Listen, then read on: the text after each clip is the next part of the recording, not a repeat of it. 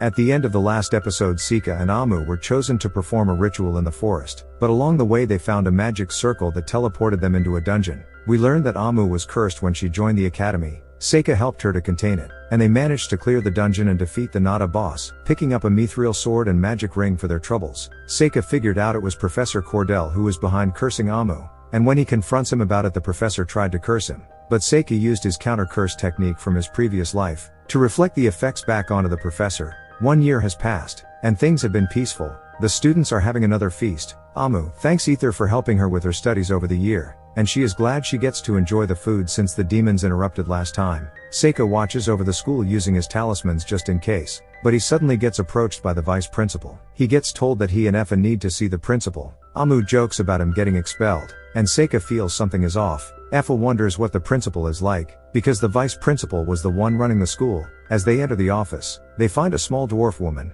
She comments on how she thought he would be more cocky, and Seika is surprised to deem human is the one running the academy. The principal is surprised by such a comment, causing her to remember a certain person. Seika wonders as she knows her father, but she was thinking about his uncle who we found out was Seika's real father. The principal gets to the point, and tells him that she wants him to enter the capital's sword fighting tournament. She calls in another student named Mabel, and tells them that their academy has been given 2 entries for the tournament. One will be for Mabel, and the other will either be for him or Effa. Amu is shocked to hear the news, wondering why she wasn't asked. She wonders why they are participating in a sword fighting tournament, but Effa tells her they changed the rules to allow magic this year. Amu still can't believe that she wasn't chosen, despite her skill with both magic and swordsmanship. Apparently, the principal just felt Seika was the right one for the job. Seika suggests that didn't want to put up anyone too strong, worrying about people trying to poach their students. In that case, Amu wonders why he was chosen, but Seika just calls himself average, although AMJ can hear his BS. The three start talking about Mabel, and Amu suggests that she must be a noble which got her spot, thanks to her connections. As she is trash-talking, Mabel suddenly appears, suggesting that the reason why she wasn't chosen was simply because she is too weak. This gets Amu fired up. She borrows some practice swords from some students nearby, and challenges Mabel to a fight. As they prepare, Seika can see that Mabel is confident with the sword, and Effa wonders if they should stop them. But Seika is interested to see how good Mabel is. The fight starts. As Amu rushes at Mabel, her attack gets blocked and Mabel goes on the offensive. Amu gets overpowered in an instant and the fight is over. Mabel makes fun of her, calling her the hero, but Amu calls her out for using magic. Mabel tells her she is weak because she expects second chances, and she also warns Seika to withdraw from the tournament if he doesn't want to get hurt, saying it will be brutal. Seika thanks her for the warning and she leaves. Effa checks up on Amu, who seems to have suddenly made up her mind. Soon after, they're on a carriage headed to the capital, but Seika is confused about why Effa and Amu are tagging along. Effa says that she is coming as his servant, leaving Amu, who seems to have just snuck along. She says she has always wanted to visit the capital, but Seika can tell she just wants to see the tournament, and see how Mabel fights. He wonders where she plans on staying, and she says she will be crashing with Effa. Seika starts feeling sick from the carriage ride, and Mabel calls him weak. Amu tells her to respect her elders, but Mabel reveals she is actually the same age as them, even though she enrolled a year later. Effa also reveals that she enrolled 1 year late, so she is actually a year older, and Amu makes sense of why she is so much more developed. Mabel is disappointed at the academy,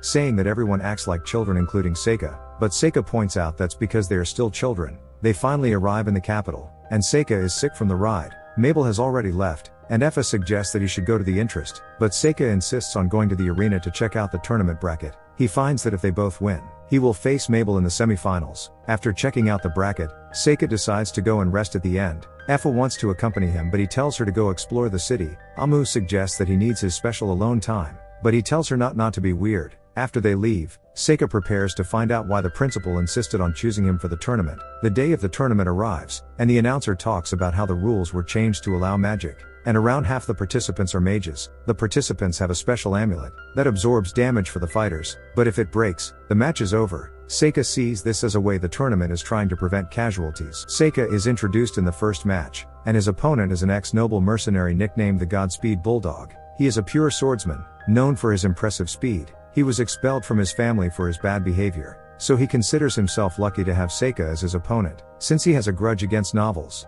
The crowd gets excited to see how a fight between a mage and a swordsman will go, but the man looks down on mages, saying their spell take too long to cast. Seika mentions how he is still feeling unwell. The man thinks he is trying to make excuses, but Seika just means he plans to end things quickly. This angers the man and the fight begins, and he instantly stabs Seika, but using his talisman Seika gets behind him. he uses another spell, and instantly blows the man out of the ring. The fight is over and Saikyou is declared the winner. The girls cheer for him, and the crowd is left wondering how things ended in a blink of an eye. While Saikyou thinks he might need to hold back a bit more in the future, when he is alone, Yuki appears, wondering how far he intends to go in the tournament, and warning against standing out too much. She also worries that he is using up a lot of his talismans, but he says it's a necessity, as he keeps watch over the two girls. As he joins the other two in the stands, the next round begins. We meet Burn, the prime disciple of a sage, that is famous with using water magic, and is upon Kyle, a guard for the leg rock merchants. Looking at his appearance, the crowd wonders how he will fight. When the match begins, as Burn prepares himself,